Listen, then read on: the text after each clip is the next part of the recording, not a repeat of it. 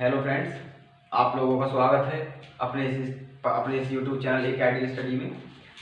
तो दोस्तों, हमारी 3 क्लास हो चुकी हैं संख्या पद्धति की। आज हम चौथी क्लास पढ़ेंगे और हमारे 4 क्वेश्चन हो चुके हैं उसमें। तो मैं 5वां क्वेश्चन स्टार्ट करता हूँ। आप देख रहे हैं 5वां क्वेश्चन। यदि 253 पेंसिलों का मूल्य इतने रुपए है, यदि 253 पेंसिलों का मूल्य इतने रुपए है, तो 39 पेंसिलों का मूल्य कितना होगा। ठीक है, तो दोस्तों याद रखते हुए कि क्या कहते हैं, ये जो है ये सीधा अनुपात है, ये सीधा अनुपात है। अगर मैं आपसे बात करूं, देखा सीधा अनुपात, मैंने बोला सीधा अनुपात उसे बोलते हैं जैसे कि LHS और RHS, LHS और RHS दो साइड होती है। ठीक है, अगर दो साइड में देखना, अगर ये साइड बढ़ रही है और ये भी बढ़ रही हो, मतलब इस साइड के साथ साथ अगर ये भी बढ़ रही हो, तो उसे क्या बोलेंगे, सीधा अनुपात। क्या बोलेंगे उसे, सीधा अनुपात। जैसे कि मैं बात करूं कि दो टॉफी 2 रुपए की हैं, तो 4 टॉफी कितने रुपए की होंगी, तो बताना, ज्यादा 4 रुपए की होंगी, है ना। तो देखना, जैसे टॉफी की संख्या बढ़ रही है ऐसे रुपए की भी संख्या बढ़ रही है, तो ये क्या हो गया, सीधा अनुपात। ठीक है, अगर एक साइड बढ़ने पर दूसरी साइड भी बढ़ रही हो तो वो होगा सीधा अनुपात। क्या होगा, सीधा अनुपात। और अगर एक साइड बढ़ने पर दूसरी घट रही हो, या फिर एक साइड घटने पर दूसरी बढ़ रही हो, तो होगा उल्टा अनुपात। जैसे कि बोलूं मैं कि 3 आदमी किसी दीवार को 5 दिन में बनाते हैं, तो 10 आदमी उसी दीवार को कितने दिन में बनाएंगे, तो वो सीधा अनुपात नहीं है, वो उल्टा अनुपात है। क्यों, जितने कम आदमी होंगे उतने दिन ज्यादा लगेंगे, और जितने आदमी ज्यादा होंगे उतने दिन कम लगेंगे। ठीक है, तो वो उल्टा अनुपात है, लेकिन यहाँ सीधा अनुपात है। तो सीधे अनुपात में देखना, सीधा सीधा करना कुछ नहीं है। जब 253 पेंसिलें इतने रुपए की हैं, तो 39 पेंसिलें कितने रुपए की होंगी, और वो भी लगभग में, किसमें, लगभग में। ठीक है, मतलब तो देखना आप, 253 पेंसिलें कितने रुपए की है, 4263.05। ठीक है, तो 39 पेंसिलें कितने रुपए की होगी, 39 पेंसिलें। बिल्कुल हम 8th 9th में पढ़ते आए हैं। ठीक है, कि जब इतने रुपए में इतने, तो इतने में क्या, तो इतने पेंसिलें इतने रुपए की है, तो इतने पेंसिलें कितने रुपए की होंगी, तो इसकी यहाँ मल्टीप्लाई होगी और फिर इसका क्या होगा, डिवाइड। मतलब 4263.05 गुणा 39/253, 253। ठीक है, अच्छा, तो देखना ये पॉइंट खत्म कर लो, इस कैलकुलेशन को इजी बना लेते हैं थोड़ा।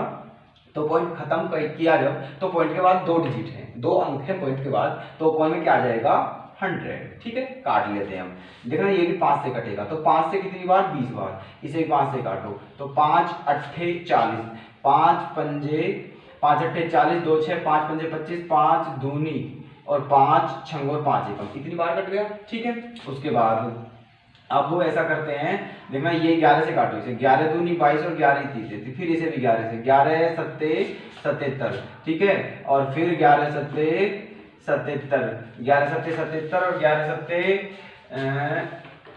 सत्ते 77 और फिर 11 पंजे 55 और 11 एकम 11। ठीक है, ये इतनी बार कट गया, 11 से इतनी बार कटा और ये 11 से इतनी बार कटा।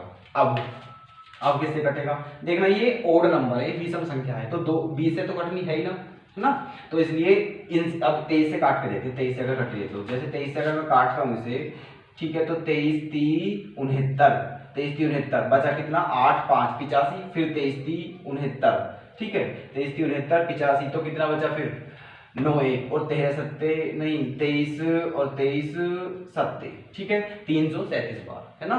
तो ये 23 से कितनी बार कटा, 337 बार। अब क्या बचा हमारा, 39/337/20। ठीक है, तो ये बचा। तो अब हमारा इन दोनों की मल्टीप्लाई करेंगे, जब हम इन दोनों की मल्टीप्लाई करेंगे, इन दोनों की, तो 39 और 300 इसकी, तो इन दोनों की मल्टीप्लाई करके देखना, कर लेते हैं, है ना। 7 नाम 63 3 हासिल 6 7 नाम 63 3 हासिल 6 7 21 और 6 27 का 3 हासिल 27। ठीक है, अब 3 नाम 27 का 7 हासिल 2 3 3 9 और 2 11, 7 7 14 का 4 हासिल 1 3 और 1 4, 144 का 4 हासिल 14। ठीक है, और फिर इतनी बार 117 बार, 7 4 11 का हासिल 1 2 और 1 3, ये आ गया। ठीक है, 131 43। ठीक है, तो अपॉन में 20, है ना। अब देखना ये 20 से पूरा पूरा तो कट नहीं रहा है, 20 का पूरा पूरा डिवाइड तो नहीं हो रहा है, तो जितनी बार मतलब काटते हैं हम इसे, अगर बस 0 छोड़ दो तुम, केवल 2 का टेबल पढ़ते हैं, इसमें जीरो का मत पढ़ो, जीरो बाद में पॉइंट के डिजिट लगा देंगे करके, ठीक है। तो दो सिक्का 12, 1 2 पंजे 10 और 2 सत्ते 14, फिर जो आ जाएगा लगभग हमारा पॉइंट, इसे देखे भी 657.15 ये आ जाएगा, ठीक है। तो हमारा आंसर आ गया इतना। लेकिन ये देखना, ये ऑप्शन तो कहीं है ही नहीं, ये ऑप्शन तो कहीं है ही नहीं। होगा कैसे? क्योंकि ये क्या कह रहे हैं, 39 पेंसिलों का मूल्य लगभग क्या होगा, लगभग में पूछ रहा है हमसे, ना कि एग्जैक्ट। एग्जैक्ट तो इसकी वैल्यू इतनी है, लेकिन लगभग में। तो ये सबसे पास किसके है, ठीक है। ये 4 ऑप्शन है, वो आंसर होगा जिस आंसर के सबसे पास ये होगा। तो 657 देखना, जैसे ये है 650, कितना का अंतर है, 7 रुपये, लगभग 7 रुपये का अंतर है, ठीक है। इसमें बहुत ज्यादा का अंतर है, आंसर क्या होगा तुम्हारा 650 रुपये लगभग में, ठीक है। तो इन 39 पेंसिलों का मूल्य कितना होगा, 650 रुपये लगभग में। ओके, समझ गए होगे आप लोग। Next question, question number 6, question number 6 देखना, ये बोला है किसी संख्या के 2/5 भाग के 30% का 1/4 15 रुपये 15 है, तो उस संख्या का 20% क्या होगा, ठीक है। देखो, किसी संख्या का, संख्या हमें नहीं पता, संख्या हमें नहीं पता, तो संख्या जब नहीं पता तो क्या मान लो, मर्जी है तुम्हारी, कुछ भी मान लो, x मान लिया मैंने, माना संख्या क्या है x। तो ये बोल रहा है किसी संख्या के 2/5, मैंने आपको पीछे बताया था कि का, की, के, इन तीनों का मतलब क्या होता है, गुणा, इनका मतलब क्या होता है, गुणा। तो किसी संख्या के 2/5, ठीक है, किसी संख्या के 2/5 भाग के, फिर क्या आ गया, फिर गुणा 30%, 30, और परसेंट जब आ जाए तो 30% का मतलब 30/100, क्योंकि परसेंट का साइन जब हटाएंगे तो अपन में 100 आएगा, 30/100, ठीक है। फिर का आ गया, फिर मल्टीप्लाई 1/4 का मतलब 1/4 भाग कितना है, 15 रुपये, ठीक है। मैं एक बार फिर एक्सप्लेन कर रहा हूं कि ये बोला है किसी संख्या के 2/5 भाग का 30% का 1/4 15 है, तो उस संख्या का 20% बताना है। तो पहले x का मान पता चल जाएगा तो 20% बता देंगे, ठीक है, क्योंकि 20% का मतलब क्या होगा, 1/5, 20%, 20/100 मतलब 1/5। तो जो x आएगा उसमें 1/5 की मल्टीप्लाई कर देंगे और हमारा आंसर आ जाएगा, ठीक है। तो मैं x का मान निकालूंगा, तो देख लो, कैलकुलेशन कर लेते हैं, ठीक है। तो 5 से कितनी बार, 6 बार, 5 से 6 बार, और ये जो है इसे 2 से काटा तो कितनी बार, 50 बार, फिर ये कितनी बार, 3 बार, और ये कितनी बार, 25 बार, 3 से कितनी बार, 5 बार, ठीक है। तो x का मान क्या आ गया, देखो 5 तो है, ये उधर 25 मल्टीप्लाई में पहुंचेगा और ये 4 भी मल्टीप्लाई में पहुंचेगा, तो 25 चौका 100 और 100 पंजे 500, तो x का मान आ गया 500। लेकिन हमें x का मान नहीं बताना है, उसका 20% बताना है। तो अभी कितने की मल्टीप्लाई करने की, 1/5 की, तो कितना आ जाएगा, 100। तो उस संख्या का 20% क्या होगा, 100। तो ऑप्शन सी हमारा क्या हो जाएगा, करेक्ट, ठीक है, ऑप्शन सी करेक्ट। दोस्तों हमारे 6 क्वेश्चन हो चुके हैं। क्वेश्चन नंबर 7, 4 मेज और 7 कुर्सी की कीमत 12,090 रुपए है। 4 मेज और 7 कुर्सी की कीमत 12,090 रुपए है। तो ऐसी ही 12 मेज और 21 कुर्सी की कीमत लगभग क्या होगी, लगभग, देखा, लगभग जरूर याद रखना है, ठीक है। तो कितनी कुर्सी है, 21 कुर्सी, और मेज कितनी है, 12। ओके, तो देखना, अब बात सुनो दोस्तों, ये कह रहा है 4 मेज और 7 कुर्सी की कीमत, 4 मेज और 7 कुर्सी। मैं आपसे, अब देखो, टोटल कीमत 4 मेज और 7 कुर्सी, इनकी टोटल कीमत ही तो देखिए 12,090 रुपए। तो इसका मतलब क्या है कि 4 मेज का मूल्य प्लस 7 कुर्सियों का मूल्य बराबर 12,090 रुपए। अब ना तो हमें ये पता कि एक मेज कितने की है, ना ही हमें ये पता कि एक कुर्सी कितने की है, ठीक है। तो इसीलिए देखो, सीधा सीधा बात खत्म करते हैं। जो मेज है, मैंने माना एक मेज कितने रुपए की है, x रुपए की, माना एक मेज कितने की है, x रुपए की, क्योंकि हमें एक मेज और एक कुर्सी का मूल्य पता होना जरूरी है, ठीक है। तो माना एक मेज x रुपए की है और एक कुर्सी कितने रुपए की है, y रुपए की, ठीक है। अब जो कह रहा है वो करेंगे हम। इसने बोला 4 मेजों का मूल्य, ठीक है। जब हमें पता है कि एक मेज x रुपए की है तो 4 मेज कितने की होंगी, 4x की, मतलब 4 मेजों का मूल्य, ठीक है।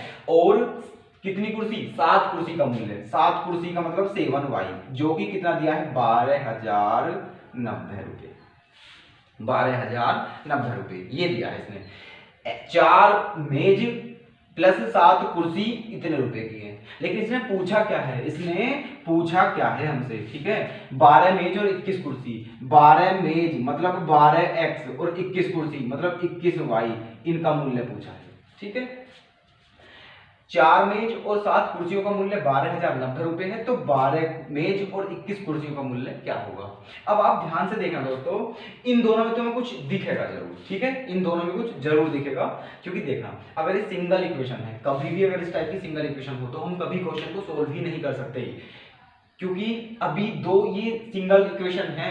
अगर ऐसी इक्वेशन दो होती है तब उनको सोल्व किया जा सकता है, बट अगर सिंगल इक्वेशन हो और दो वेरिएबल्स हो, दो चर पद दिए हों और केवल एक इक्वेशन हो, तो उसे सोल्व कैसे करेंगे, नहीं हो सकती। लेकिन ये हो जाएगी क्योंकि इसमें लॉजिक है कुछ। आप ध्यान से देखोगे तो दिखेगा क्या लॉजिक है, देखना 4x प्लस 7y बराबर 12,090 रुपये है। मुझे कितना चाहिए, 12x plus 21y, 12x plus 21y। अब आप देखना, क्या इन दोनों में से मैं 3 कॉमन नहीं ले सकता, ले सकता हूं, क्योंकि 3 चौक 12 और 3 सत्ते 21, इसी का तो मान बताना है, ठीक है, मुझे इसी का तो मान बताना है। अब देखना, इसका तो मान पहले से ऑलरेडी दे रखा है ना, कितना दे रखा है, इतना, मतलब 3, मतलब बस 3 की मल्टीप्लाई करके इसमें आंसर आ जाएगा, ठीक है ना। मतलब इसमें बस 3 की मल्टीप्लाई करके आंसर आ जाएगा। तो इसमें क्या कर दी, 3 की मल्टीप्लाई, 3 0 0, 3 आप 27 का 7 हासिल 2, 3 0 0 2, 3 2 6 और 3 1 3, तो 36,270 हमारा आंसर आ गया, बिल्कुल एग्जैक्ट। बट इन्होंने क्या पूछा है, लगभग में, ठीक है, लगभग भी क्या, जब एग्जैक्ट ही दे रखा है तो आंसर क्या होगा हमारा, डी ऑप्शन। क्या होगा आंसर, डी ऑप्शन। मतलब 12 मेज और 21 कुर्सियों का मूल्य कितना होगा, 36,270 रुपए। आपको समझ आ गया होगा, बहुत ही इजी क्वेश्चन है, कुछ नहीं करना था इसमें हमें, ठीक है। Next question, question number 8। देखा, ये बोला है किसी संख्या के 2/5। अब किसी संख्या हमें नहीं पता, और जब हमें संख्या की नहीं पता हो तो उसे मान लेते हैं x। क्या मानेंगे उसे, x। तो माना संख्या क्या है, x, ठीक है। किसी संख्या के, मैंने कई बार बता चुका मैं आपको कि के, का, की, इनका मतलब क्या होता है, गुणा, मल्टीप्लाई, ठीक है। तो किसी संख्या के 2/5 भाग का, ये के आया तो भी गुणा आया, का आया तो भी गुणा आएगा, 1/4 भाग का, फिर का आया फिर गुणा, कितना, 3/7 भाग, कितना है, 15 रुपये, ठीक है, कितना है, 15 रुपये। तो बताना क्या है हमें, संख्या का आधा, संख्या का आधा। अब बात सुनो, संख्या क्या मानी हमने, x, लेकिन x नहीं बताना है, x का आधा बताना है, मतलब x/2 का मान बताना है हमें, ठीक है। तो देखना, मतलब x का मान निकाल के उसका हाफ कर देंगे, आंसर आ जाएगा। अब देख लो, पहले काट लेते हैं, 2 दूनी 4, 2 दूनी 4 और 3 से कितनी बार, 5 बार। बस अब मल्टीप्लाई करनी है, बस अब मल्टीप्लाई करनी है। दोस्तों बात सुनते हैं हम, कि हमें मान जो निकालना है किसका निकालना है, x/2 का ही तो निकालना है, x/2 का। तो यहाँ से मैं x का मान निकाल लूंगा, 2 का फिर डिवाइड करना पड़ेगा, डायरेक्ट x/2, ये 2 जो है इसे मल्टीप्लाई नहीं करते, इसे यहीं बचा लो, इस 2 को यहीं बचा लेते हैं, मतलब x/2, क्योंकि यही बताना है, ठीक है। तो बाकी क्या क्या बच रहा है, एक तो 5 और एक 7, इन दोनों की इधर मल्टीप्लाई कर देंगे, तो 5 पंजे 25 और 25 सत्ते 175, 175। तो संख्या का आधा बताना था, जो कि क्या है, 175, ऑप्शन नंबर, ठीक है। देखना क्वेश्चन, 9वां क्वेश्चन। 2 अंकों की एक संख्या के दोनों अंकों का अंतर वह संख्या एवं उसके अंकों को पलटने से बनी संख्या के अंतर का 1/9 भाग है, तो उस संख्या के दोनों अंकों का योगफल निश्चित रूप से क्या होगा। अच्छा देखो, बात मैं बताऊं आपको, 2 अंकों की संख्या की बात है, 2 अंकों की संख्या, जो भी 2 अंकों की संख्या होती है, जो भी 2 अंकों की संख्या होती है, उसमें 2 अंक होते हैं, एक तो इकाई का अंक होता है और एक दहाई का अंक होता है। इकाई का अंक मतलब तो वंस प्लेस और दहाई अंक टेंस प्लेस, ठीक है। इकाई अंक और दहाई अंक आप देख लीजिए, जितनी भी दो अंकों की संख्या है उनमें एक इकाई अंक होगा और एक दहाई अंक होगा। जैसे कि मैं बात करूं 23 तो देखना ये 3 जो है ये क्या है, इकाई का अंक, 3 क्या है, इकाई का अंक, और 2 क्या है, दहाई का अंक, ठीक है। मतलब ये वंस डिजिट है और ये टेंस डिजिट है। और एक और शर्त है, जो दो अंकों की संख्या होती है उसमें यदि इकाई का मतलब वंस एक, ठीक है, इकाई के अंक में 1 की मल्टीप्लाई करते हैं और जो दहाई का अंक है उसमें 10 की मल्टीप्लाई करते हैं और उनको जोड़ दें तो वही संख्या आ जाती है दो अंकों की। देखना 3 एकम 3 और प्लस 10 दूनी 20, तो 20 और 3 23, वापिस क्या आ गई 23, ठीक है। तो मतलब अगर दो अंकों की संख्या जो भी है उसके इकाई के अंक में 1 की और दहाई के अंक में 10 की मल्टीप्लाई करने के बाद उसे जोड़ दिया जाए तो वो क्या होती है, दो अंकों की संख्या। ओके, अब देखना यही बात हम कर रहे हैं। ये बोल रहा है दो अंकों की एक संख्या के दोनों अंकों का, मतलब मुझे दो अंकों की संख्या के अंक नहीं पता, तो मान लेते हैं अपने पास से कि जो इकाई का अंक है, जो इकाई का अंक है वो क्या है, x, इकाई का अंक क्या मान लिया, x, और दहाई का अंक क्या मान लिया, y। इकाई का अंक x और दहाई का अंक y। अब जो कह रहा है वो करना है। ये बोल रहा है दो अंकों की एक संख्या के दोनों अंकों का अंतर बोले तो डिफरेंस माइनस, मतलब क्या, x माइनस वाई, दो अंकों की एक संख्या के दोनों अंकों का अंतर आ गए। तो वह संख्या अब देखना, जब इकाई का अंक x और दहाई का अंक y है तो फिर संख्या क्या होगी। अभी बताया था मैंने आपको कि इकाई के अंक में 1 की और दहाई के अंक में 10 की मल्टीप्लाई करने के बाद ऐड करते हैं तब दो अंकों की संख्या आती है। तो इकाई का अंक क्या है, x, तो x में 1 की मल्टीप्लाई करी और दहाई का अंक क्या, y, इसमें 10 की मल्टीप्लाई करी, तो संख्या क्या होगी हमारी, x प्लस 10y। संख्या क्या होगी, x प्लस 10y, ठीक है। हमारा इकाई का अंक x है, दहाई का अंक y है और हमारी जो संख्या है वो x प्लस 10y है, ठीक है। लेकिन उसके बाद ये बोल रहा है कि वो तो संख्या है ही जो पहले से है, लेकिन उसके अंक अगर पलट दिए जाएं, मतलब इकाई के अंक को दहाई का अंक बना दिया जाए और दहाई के अंक को इकाई का अंक बना दिया जाए तो एक संख्या तब बनेगी, नई संख्या है जो, तो उसे भी नई संख्या बना लो। अगर इकाई का अंक मतलब 10 को x के साथ लिख लो, नई संख्या, ये तो है हमारी मूल संख्या। कौन सी संख्या है हमारी, मूल संख्या जो पहली वाली है। अब नई संख्या क्या हो जाएगी, y प्लस 10x, ये हो जाएगी हमारी नई संख्या। कब हुई है नई संख्या, जब अंकों को पलट दिया। तो ये संख्या हमारी कब बनी है, जब अंकों को पलटने के बाद। तो अब देखना कि ये कह रहा है कि दो अंकों की संख्या के दोनों अंकों का अंतर, वह संख्या है वह संख्या और उसके द्वारा और उसके अंकों को पलटने से बनी संख्या के अंतर का 1/9 भाग है। तो पहली संख्या क्या है हमारी, जो हमारी है x प्लस 10y, और दूसरी संख्या जो बनी है नहीं वो क्या है, y प्लस 10x। तो इन दोनों का अंतर, तो जब इन दोनों का अंतर करेंगे तो देखना क्या आएगा, 10y में से 1y जाके क्या बचेगा, 9y, क्या बचेगा 9y, और 1x में से 10x जाके क्या बचेगा, माइनस के 9y, ये आ गया, ठीक है। दो अंकों की एक संख्या के इकाई का अंक और दहाई का अंक क्या है, मतलब इकाई के अंक और दहाई के अंक का अंतर जो है वो उन दोनों संख्याओं के अंतर का 1/9 भाग है। ये जो अंतर है इसका 1/9 भाग। अब जब मैं 9 कॉमन ले लूंगा तो 9 खत्म हो जाएगा, 9 क्या हो जाएगा, खत्म। तो हमारी मूल संख्या ये होगी और मतलब नई संख्या ये होगी। तो इन दोनों का अंतर, तो 1x में मतलब 10y में से 1y गया तो 9y, और 1x में से 10x गया तो 9x, मतलब 9x, सॉरी ये 9y नहीं 9x, ठीक है। तो पुरानी संख्या और नई संख्या का अंतर आ गया ये, और इसका भी क्या है 1/9, मतलब ये जो है इसका 1/9 भाग है। तो 9 क्या हो जाएगा, जब मैं एलसीएम जब कॉमन लेंगे हम 9 खत्म हो जाएगा, मतलब क्या बचेगा, x माइनस वाई बराबर बचेगा y माइनस x। तो यहाँ से इन दोनों को सोल्व करके माइनस x इधर जाके प्लस का 2x हो जाएगा, ये इधर जाके प्लस का 2y हो जाएगा, मतलब 2x बराबर 2y, तो दोनों से क्या आ जाएगा, x बराबर y, ठीक है, ये आ गया। लेकिन अब पूछ क्या रहा है, मतलब इकाई का अंक और दहाई का अंक क्या है, बराबर हैं। इकाई का अंक और दहाई का अंक क्या है, बराबर हैं। तो ये पूछ रहा है कि तो उस संख्या के दोनों अंकों का योगफल निश्चित रूप से क्या होगा, नथिंग इज इम्पॉसिबल, ठीक है, ये नहीं हो सकता। दोनों जो संख्या है उसके दोनों अंकों का योगफल निश्चित रूप से क्या होगा, इनका योगफल। तुम जोड़ो इन्हें, क्या बताएंगे हम, कोई पता थोड़ी, हमें एक्स और वाई की वैल्यू थोड़ी पता है कितनी होंगी कितनी नहीं। अगर मुझे एक्स और वाई के मान पता होता, जैसे पता होता मुझे एक्स का मान भी 3 और वाई का मान भी 3 है, तो 3 और 3 6 आंसर हो जाता। लेकिन ये पूछ रहा है कि निश्चित रूप से डेफिनेटली क्या होगा एक्स और वाई का मान, तो आंकड़े अधूरे हैं, हम ज्ञात नहीं कर सकते कि क्या होगा क्या नहीं, तो इसलिए आंसर क्या होगा, डी ऑप्शन। आप समझ गए होंगे, ठीक है। नेक्स्ट क्वेश्चन, क्वेश्चन नंबर 10, इसी टाइप का क्वेश्चन है ये भी।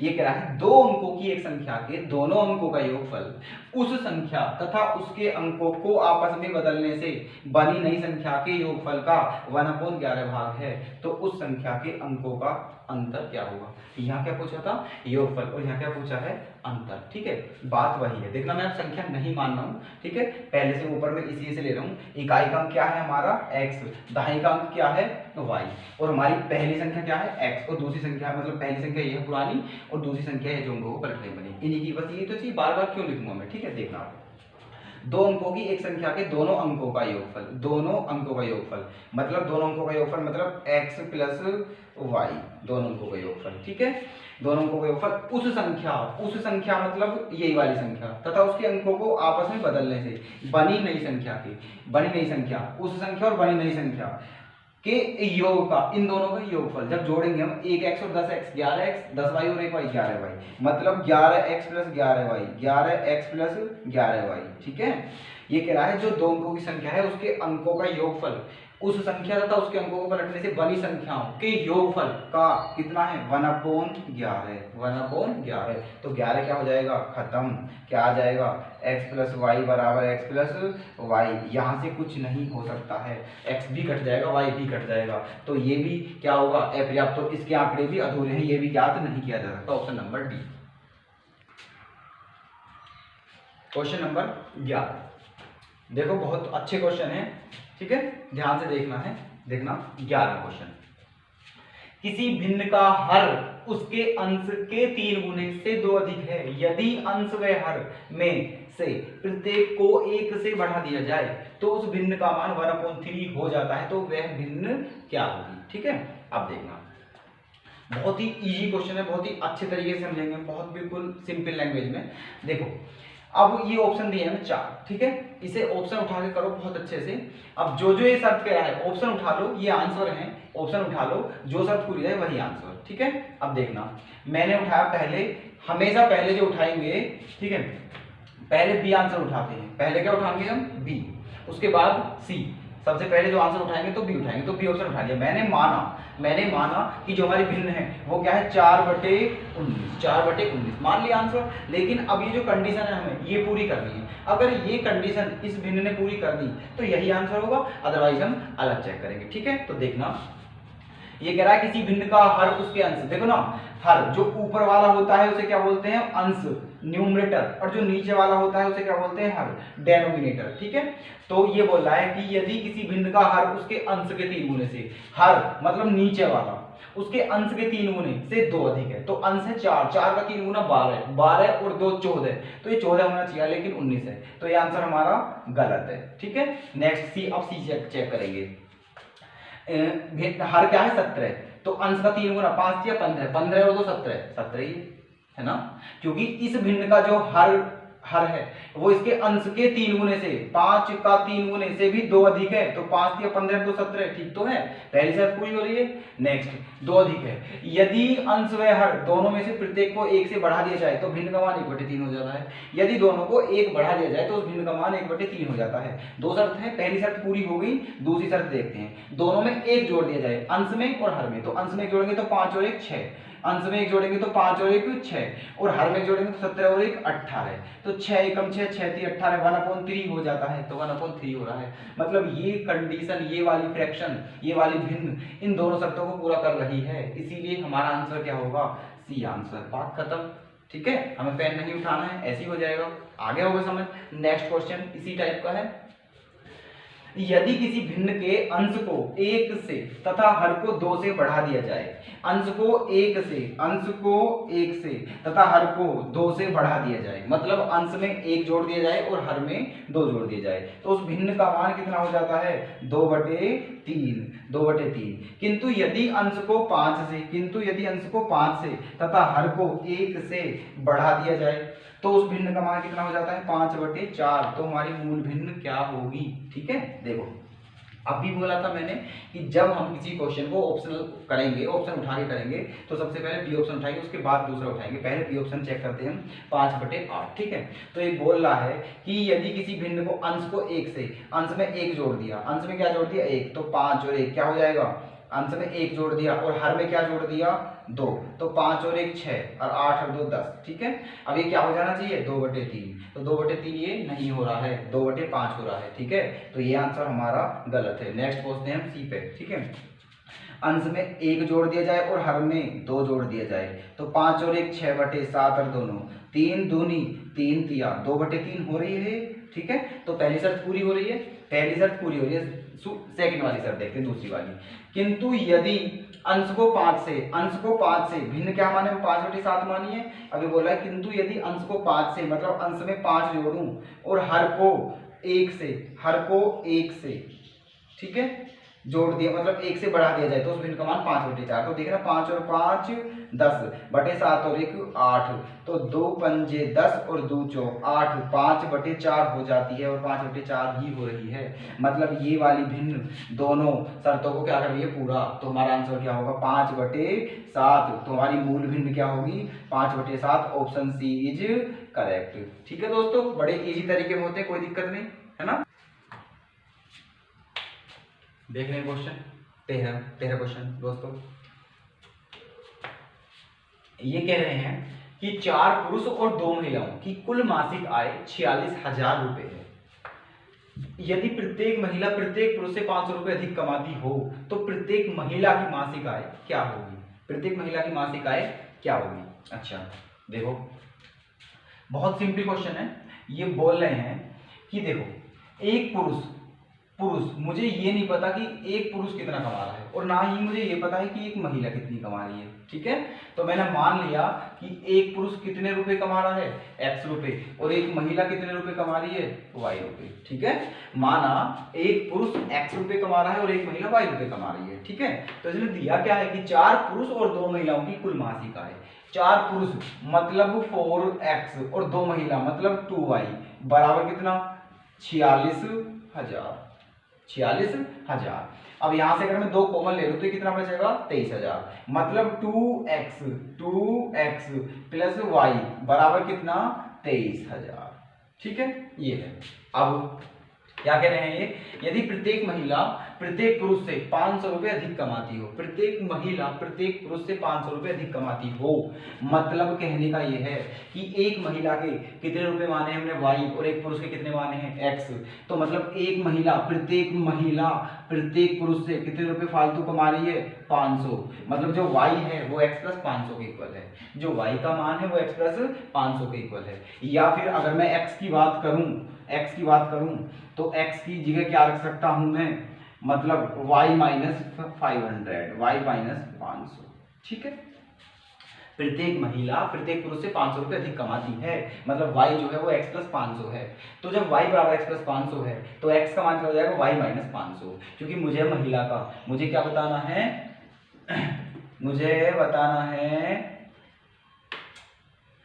y का मान, क्योंकि मैंने महिला, मुझे ये बताना है कि प्रत्येक महिला की मासिक आय क्या होगी, और महिला मैंने माना y, तो y का मान बताना है। ठीक है, तो देखना मतलब x के प्लेस पे क्या रख सकता हूँ मैं y माइनस 500, तो जब यहाँ x के प्लेस पे y माइनस 500 रखूंगा मैं, लेकिन उसमें कितने की गुणा करनी पड़ेगी 2 की, कितने की गुणा करनी पड़ेगी 2 की, तो 2y माइनस के 500 दूनी 1000 प्लस y बराबर कितना 23,000। ठीक है, अब 2y और 1y कितना हो गया 3y, तो 23 और 1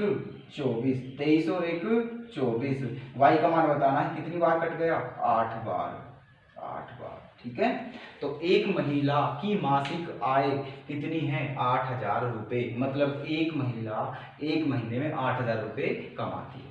ओके, नेक्स्ट क्वेश्चन, जब किसी संख्या के 25%, तो ये 8,000 रुपये कमा रही है दोस्तों, इसका आंसर क्या हो गया, बी आंसर। नेक्स्ट, जब किसी संख्या के 25% को दूसरी संख्या से घटाया जाता है तो दूसरी संख्या घटकर 5/6 भाग हो जाती है, तो पहली व दूसरी संख्या में क्या अनुपात होगा, पहली व दूसरी संख्या में क्या अनुपात होगा। तो दोस्तों देखना, इस क्वेश्चन को हम ऑप्शन से करेंगे, बहुत अच्छा होगा। ऐसा क्वेश्चन मैं एक बार आपको बता चुका हूं पीछे, ठीक है, देखना ऑप्शन से देखते हैं, बहुत अच्छे से होगा, बहुत शॉर्ट में। देखो ये कह रहा है कि पहली और दूसरी संख्या का रेशो बताना है, तो ये हमारे आंसर है, ये हमारे आंसर है। ऑप्शन मैंने उठा लिया, पहला कंटिन्यू उठाते हुए चलो, ठीक है, ये उठा लिया मैंने ए आंसर, क्या उठा लिया, ए आंसर, मतलब दो संख्याओं का अनुपात क्या है 2:3, 2:3। आप जानते होंगे कि 20 और 30 का भी तो 2:3 आएगा, 200 300 का भी, मतलब यहाँ कितने की मल्टीप्लाई कर दूं मैं, रेशो 2 और 3 ही आएगा, ठीक है। तो मैंने माना 2:3, तो इन संख्या को 2 और 3 ये छोटी संख्या है, 100 की मल्टीप्लाई कर दो, मतलब ऐसा करो इतने की गुना कर दो जिसका 25% आसानी से निकाला जा सके, ठीक है, मतलब बटे बटे में ना आए, पॉइंट में ना आए, ऐसा कुछ करते हैं। तो मैंने कर दिया 200 और 300, 200 और 300, क्योंकि रेशो तो इनका 2 और 3 ही आएगा, कोई दिक्कत नहीं है। तो पहली संख्या क्या है 200 और दूसरी संख्या क्या है 300, ठीक है। अब पढ़ते हैं क्वेश्चन, जब किसी संख्या के 25% को दूसरी संख्या से घटाया जाए, तो किसी संख्या, माना इसका 25%, तो 200 का 25% कितना होगा दोस्तों 50, चौथाई, 25% का मतलब चौथाई, तो 200 का 25% हुआ 50, तो 50 को जब इसमें से घटाया जाएगा तो क्या बचेगा 250, क्या बचेगा 250। तो ये बोल रहे हैं कि जब किसी संख्या के 25% को दूसरी संख्या से घटाया जाए, तो इसका 25% दूसरी संख्या से घटाया जाए तो दूसरी संख्या घटकर 5/6 भाग हो जाती है, ठीक है, तो दूसरी संख्या 250 होगी। तो क्या 250 300 का 5/6 भाग है, अगर ऐसा है तो हमारा क्वेश्चन क्या होगा सही, अदरवाइज क्वेश्चन क्या होगा हमारा गलत, ठीक है। तो देखना ये क्या, ये 250 300 का 5/6 भाग है, तो 300 का 5/6 भाग, 600 कितनी बार 5, 50 पंचे 250, तो हमारा आंसर क्या है सही, ठीक है। तो संख्या ये बहुत ईजी सा होगा, कोई दिक्कत नहीं है, ठीक है। तो दो संख्याओं का रेशो क्या आ गया 2:3, क्योंकि हमारी दोनों संख्या हो रही है पूरी, ठीक है। तो हमारे ये आ गया ऐसे आंसर। तो हम ऑप्शन से बहुत सारे क्वेश्चन होंगे बहुत इजी से, बिल्कुल कोई दिक्कत नहीं, हमें मेथड भी पता होना चाहिए, मैं बता चुका हूँ एक बार, ठीक है, लेकिन हमें समय की बचत करनी है, हमें जल्दी से जल्दी क्वेश्चन करना है एग्जाम में, लेकिन समझते हुए, ठीक है, समझते हुए क्वेश्चन करना है बहुत जल्दी से जल्दी, ठीक है दोस्तों। अच्छा ओके दोस्तों, हमारे आज की क्लास हम आपके समझ आ ही गया होगा, हम अपनी क्लास को आज यही विराम करते हैं, नेक्स्ट कल पढ़ाएंगे दोस्तों। तो थोड़ा आप ध्यान से समझते रहें, अगर आपको कोई समस्या होती हो, कोई दिक्कत होती हो, तो हमारे कमेंट बॉक्स में जाकर के बताएं, और बहुत ही मन से पढ़ें दोस्तों। लाइक शेयर सब्सक्राइब करना बिल्कुल ना भूलें।